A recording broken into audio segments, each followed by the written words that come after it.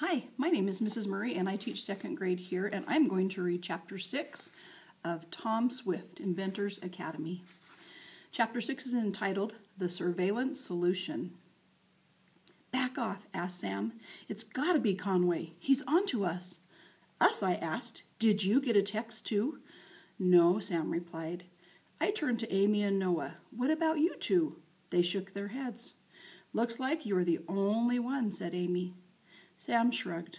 Okay, looks like he's on to you, Tom. As everyone showed up for first period, I told my friends about my conversation with my dad. I told them how the school servers are connected to my dad's company, and I ended everything with a mysterious text. Amy kneaded her hands together. Did you tell your father any of this? I shook my head. But maybe I should. I don't know. What I want to know is, how are we going to get our drone now? Asked Noah. If Conway's on to you, then you can't ask for it back. He pointed to himself, and he knows we're buds, so that leaves me out. I shushed Noah and glanced around the classroom. Students were filing in, and Noah wasn't being quiet. Kaylee Jackson and Barry Jacobs pointed and whispered.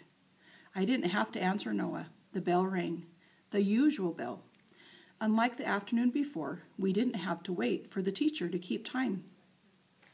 Of course, that wouldn't be difficult in this case because, like yesterday, we didn't have a teacher.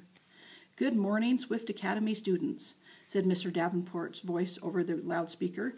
As you can see, the bell and intercom systems are working again. However, the computer and wireless internet systems are still offline. It turns out our system was infected with a computer virus again. Mr. Davenport had to be referring to last year's big April Fool's prank.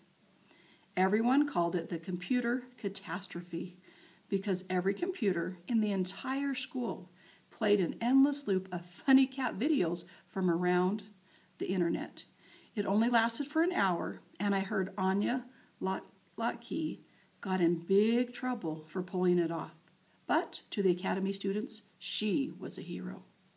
Now we all had a little chuckle from the last time. Davenport continued, but this virus is quite malicious. We have someone coming in to take a look, but until then, we're going to have to make do a little bit longer. Thank you. Suddenly, the door flew open, and Ms. Talbot swept into the classroom. Sorry, I'm late again. She carried an armload of folders and a large satchel to the front. It turns out that Mr. Jenkins has a bout of food poisoning. She held up a hand. He'll be fine, but he'll probably be out for the rest of the week. She put her things down on the desk, which means that I'll actually have to teach some real algebra. She rummaged through her satchel. Unfortunately, all Mr. Jenkins' lesson plans are on the school computer, so, well, we're going to have to watch a movie again today. Signs of relief rippled throughout the class. Several students began slipping their phones and books from their backpacks. Amy raised a timid hand. Excuse me, she said. But how are you going to show a movie if the computers are down? Miss Talbot pulled the laptop out of her bag. I brought my own computer. She took out some other cables and devices, and a wireless hotspot to access the internet through my phone. She gave the class a grin. And no, you can't have the password. While Ms. Talbot connected her computer to the system, Noah leaned over.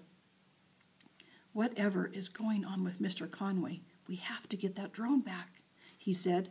This was just a test flight. You were going to calibrate the microphones. I was going to tweak the filter program. We have tons of work to do to be ready on Friday. We should just go ask him for it.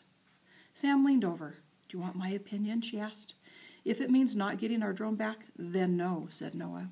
Sam rolled her eyes. Mr. Conway has your drone somewhere in the basement, right? Yeah, I agreed. And we have to know what he's up to, right? Sam asked. Yeah, I replied. Amy's eyes widened. Then why not just turn on the cameras and see what he's doing? Like I said, 2 of the smartest students at the academy.